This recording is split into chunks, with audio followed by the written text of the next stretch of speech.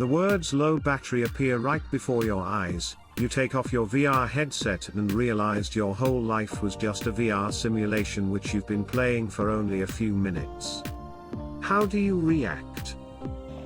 Moved to a new town, and started going to a new church when Dad got cancer. Went to church and told the pastor to try and get advice. Pastor announced this to the convocation, and also told everyone that some lady's horse was sick. Watched the entire convocation console this lady about her sick horse. The convocation was in tears about some sick horse while my dad was dying. No one said a word to my family. Never been to church since. The church/group of churches/pseudo cult I grew up in was very much this way. Didn't go to the right school? Shun. Didn't send your kids to the Bible summer camp? Shun. Your kid/spouse/family member sinned in a public way? Shun.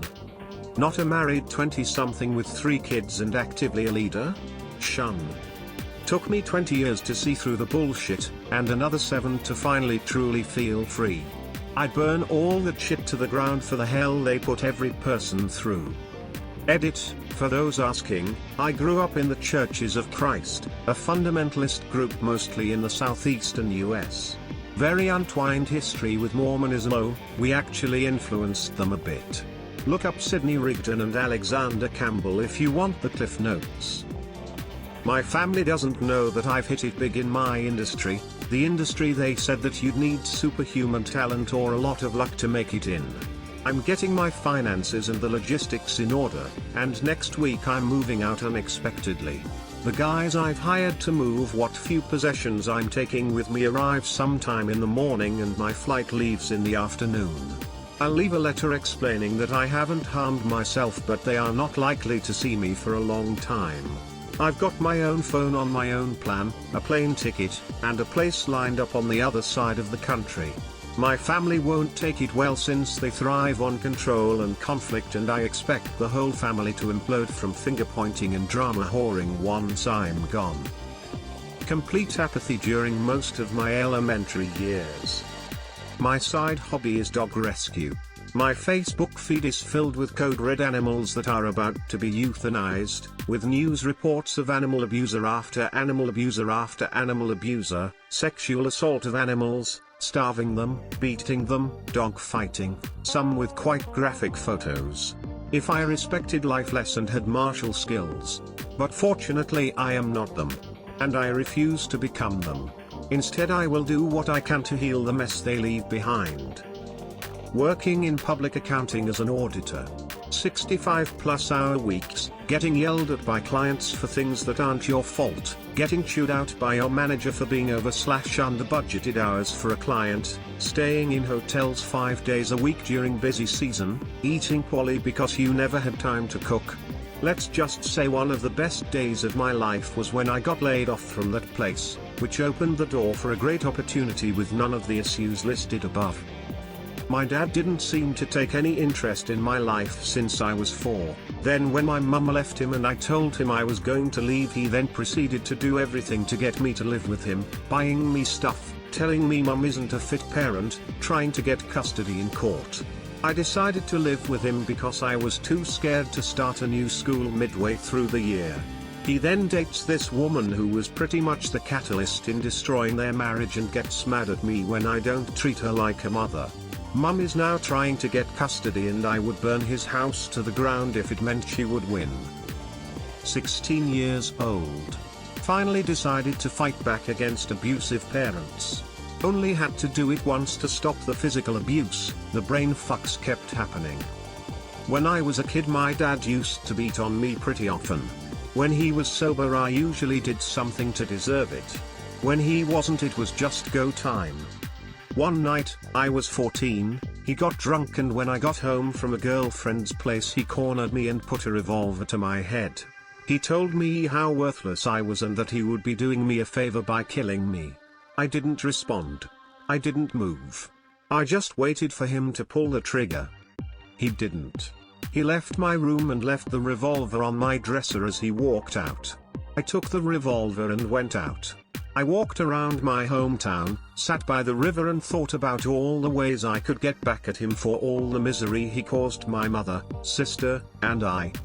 I also considered doing the old Kurt Cobain, but that's not relevant. I took the weapon apart and threw its pieces in the river. No one's asked me about the gun since. It's probably still there. Edit, holy shit, that blew up. Thanks for all the upvotes and awards, everyone. My parents were horrible abusive drug addicts. They were known in the town and I was always treated like I was using meth myself as a kid. People tried to get me removed from classes because I would be a bad influence. Teachers made fun of me or kicked me out of class for things like playing in the rain and coming in all wet when they knew damn well my homeless ass walked to school.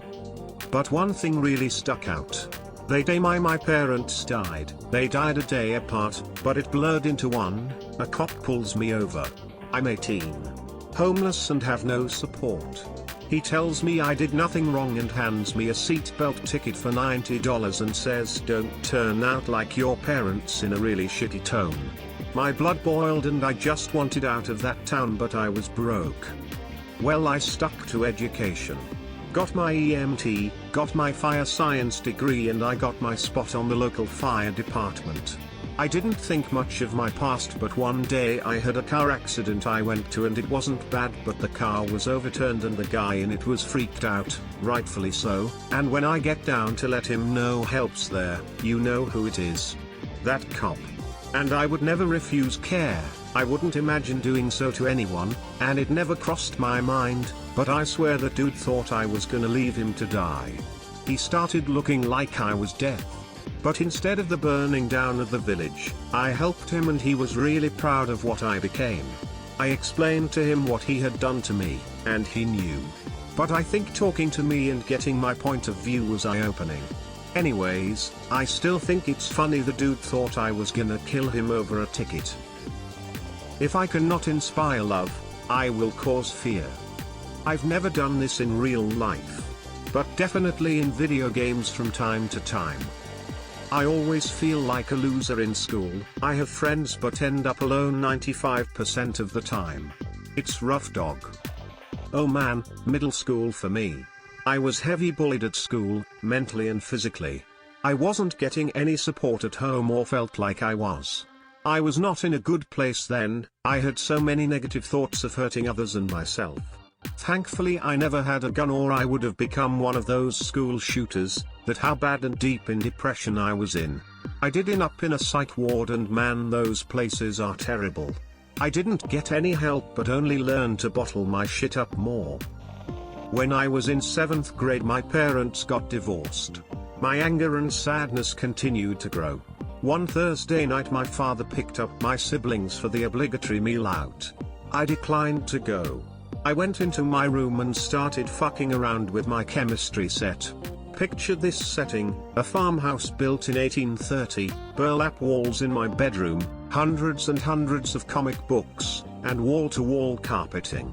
Your standard tinderbox. Instead of using a Bunsen burner for my heat source, get this, I used an empty plastic margarine container. And instead of practicing any other safety protocol, I set the fuel on the carpet and lit it.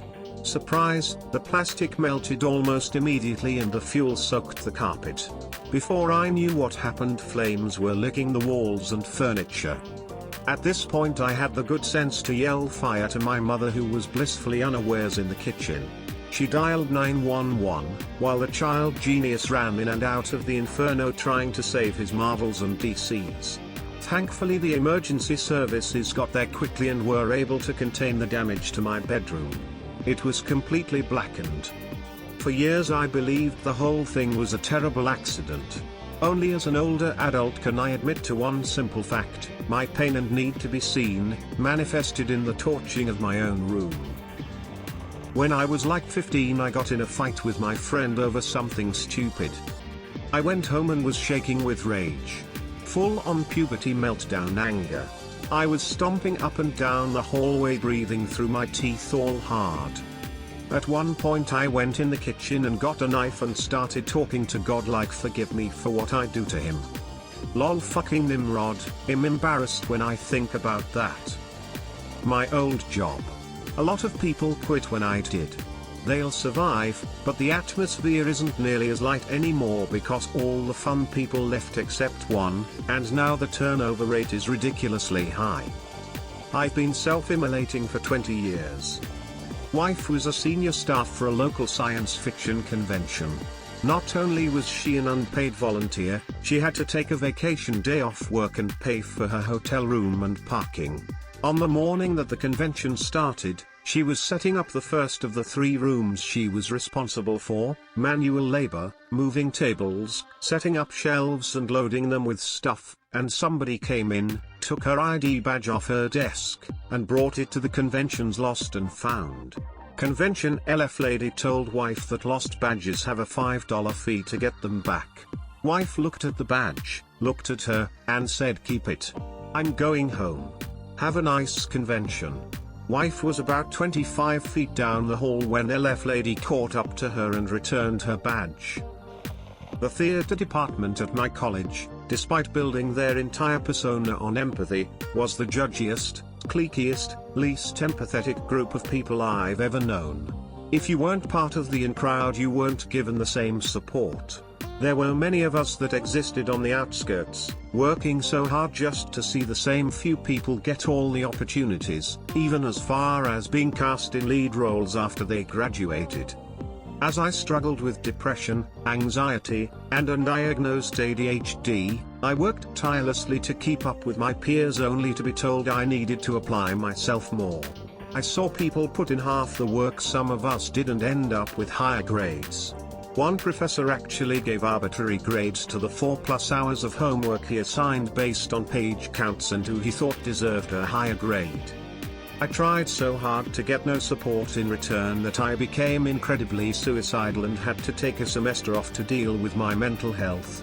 It only took 2 more years and another medical break before I finally was able to graduate. My parents kicked me out to teach me a lesson after finding out I was bi. Almost killed myself so they would understand what I was feeling in that moment. Wouldn't give me my stapler. I sigh. Said I was gonna do it.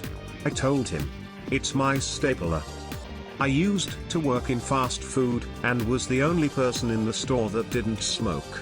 Everyone else got to take a break to smoke, but since I didn't smoke, I wasn't allowed to.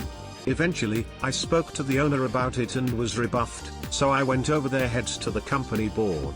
Owner got his ass chewed out for rebuffing me and I wound up getting a huge bonus my next paycheck, but when they discovered I reported them, I got fired immediately. Turns out they'd been violating company policy in food prep and storage, so I filed another report to corporate. Store got shut down for months and my former boss got fined 6 figures. Life in public accounting. Whenever I'm in a meeting and my suggestions are getting consistently ignored and I'm getting interrupted and talked over, I get the weirdest urge to prove I still exist by jumping on the table and busting out the Queen of the Night aria. Edit, there's a lot of good advice in the replies.